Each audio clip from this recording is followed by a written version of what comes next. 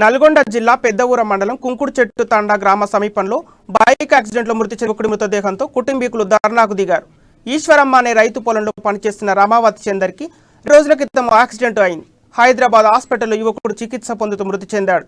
యజమాని ఈశ్వరమ్మ పని కోసం వెళ్లి రోడ్డు ప్రమాదానికి గురి అయ్యాడని, కానీ ఈశ్వరమ్మ ఈ ప్రమాదంపై ఏం స్పందించడం లేదని బంధువులు ఆరోపిస్తూ ధర్నాకు దిగారు. చందర్ మృతదేహంతో నల్గొండ నాగార్జున సాగర్ రహదారిపై ధర్నా చేపట్టారు.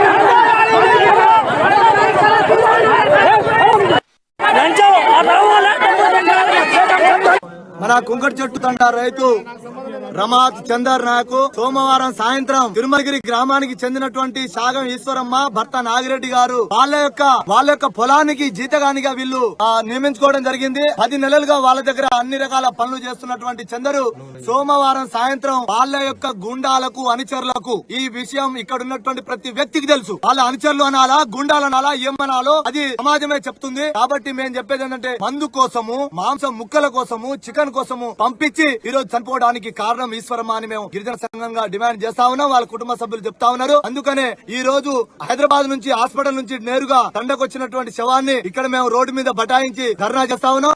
మన కుంకటి చెట్టు తండా రైతు రమా